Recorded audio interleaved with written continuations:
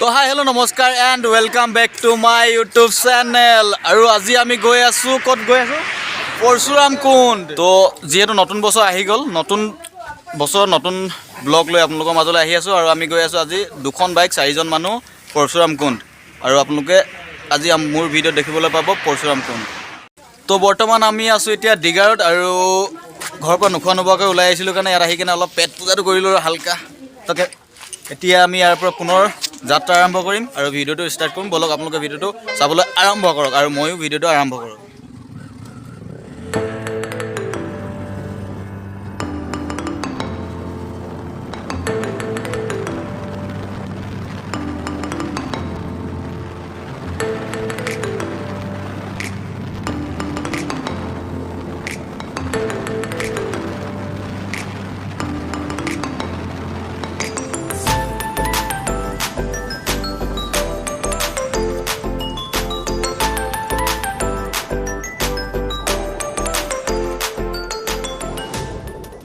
তো গাইজ মানে এতিয়া আহি আমি পাই গ'লোঁ অৰোৰা।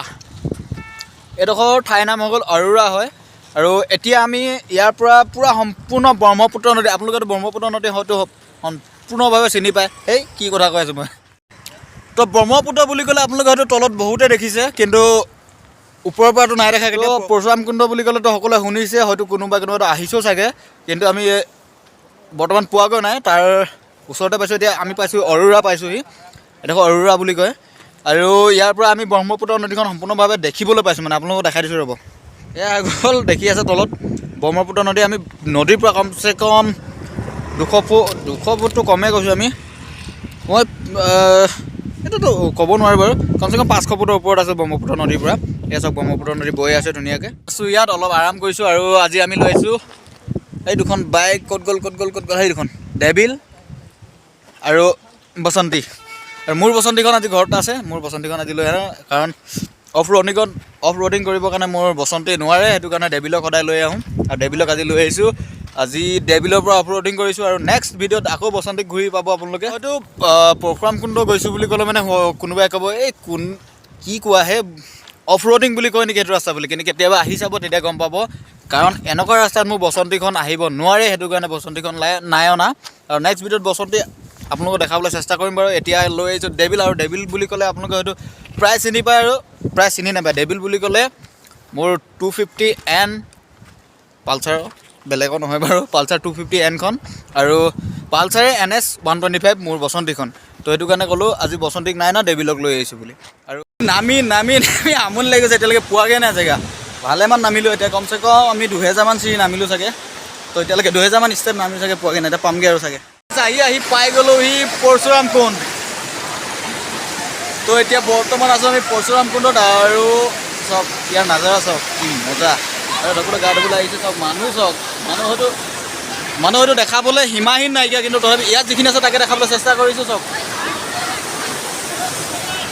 ইয়াৰ যিটো আপোনাৰ পানীৰ সোঁত যিটো পানীৰ সোঁত, তাৰ আৱাজত হয়তো মোৰ ভইচখিনি ভালকৈ শুনি নাপাবও পাৰে। তো যিমানখিনি পাৰিছোঁ আপোনালোকক দেখাই আছোঁ বাৰু।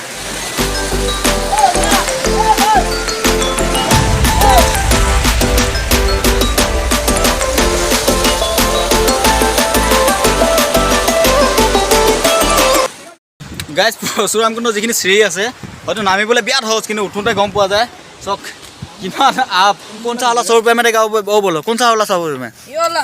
हैं? ये वाला। अभी तो बोला था ऐसा वाला मिलने से फ्री देगा बोल के। आप झूठ बोलते, इसका 150 है, 150। नहीं ये वाला हम 100 रुपये में लाने से ना, ये वाला लाने से फ्री में तुम फ्री में ऐसा वाला एक देगा, वहाँ से भी वीडियो करके लाएगा, तुम देगा ना?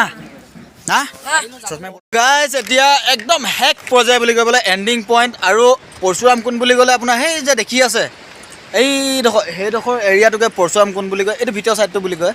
আৰু পৰশুৰাম কুণ্ড হয় এইটো। আৰু তাততো মা দেউতা জীয়াই থকা অৱস্থাত গা ধুব নোৱাৰে, আমাৰ মা দেউতাও কৈ কেনে পঠিয়াইছিলে। সেইটো কাৰণে মই ধুলোঁ এইফালে তলত গা ধুলোঁ, কিন্তু গা ধুই মেলি ৰেডি হ'লোঁ। গা ধোৱা ভিডিঅ' আপোনালোকৰ মাজলৈ নপঠিয়ালোঁ বাৰু। আৰু এতিয়া ঘৰলৈ যাবলৈ ওলাইছোঁ। তো এয়াই হ'ল পৰশুৰাম কুণ্ড। আহোঁ বুলি ক'লে কেতিয়াবা আহি পায়। 2টা ৰাস্তা আছে, এটা হৈ গ'ল আপোনালোকৰ টিপি ৰোড হৈ কিনে, আৰু এটা আছে চৌখাম হৈ কিনে। যিকোনো ৰাস্তাৰ পৰা আহিবলৈ আপোনালোকে যদি গাড়ী লৈ আহিছে তেনেহ'লে চৌখাম ফালে আহিব পাৰে, আৰু যদি বাইক লৈ আহিছিল তেনেহ'লে টিপি ৰোড হৈ কিনে আহিব পাৰে। তো এয়াই জাননী আপোনালোকক দিলোঁ। কুণ্ডত এটা নিয়ম আছে কি যদি মা দেউতা জীয়াই থাকে তেনেহ'লে আপোনালোকে পৰশুৰাম কুণ্ডত গা ধুব নোৱাৰে, কিন্তু পৰশুৰাম কুণ্ডৰ পৰা অলপ তলত আহি কিনে এখন দলংখনৰ তলত আপোনালোকে গা ধুবলৈ পাৰে, আৰু তাকে মই সেইটোৱে ফ'ল' কৰিলোঁ ক'ব লাগিব।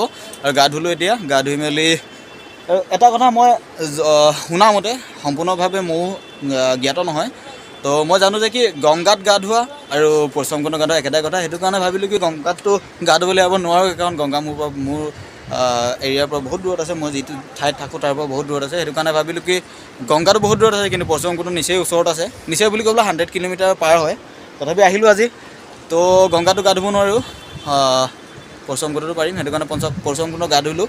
আৰু যিবোৰ এই জীয়াই থকা জীৱনত হয়তো নজনাকেও পাপ হৈ যাব পাৰে, তো সেই পাপবোৰ খণ্ডন কৰিবৰ কাৰণে আজি গা ধুলোঁ আৰু পৰশুৰাম কুণ্ডৰ পৰা যাবলৈ ওলাইছোঁ। যদি ভিডিঅ'টো চাই জীৱনৰ অকণমান হ'লেও আনন্দ উপভোগ কৰিলে তেনেহ'লে ভিডিঅ'টো লাইক কৰিব, কমেণ্ট কৰিব, শ্বেয়াৰ কৰিব, চেনেলটো ছাবস্ক্ৰাইব কৰি আৰু বেল আইকনটো অল কৰিব, যাতে মই নতুন ভিডিঅ' দিয়াৰ লগে লগে আপোনালোকে ন'টিফিকেশ্যন পাই যায়। তো আজিলৈ বাই, জয় আই অসম।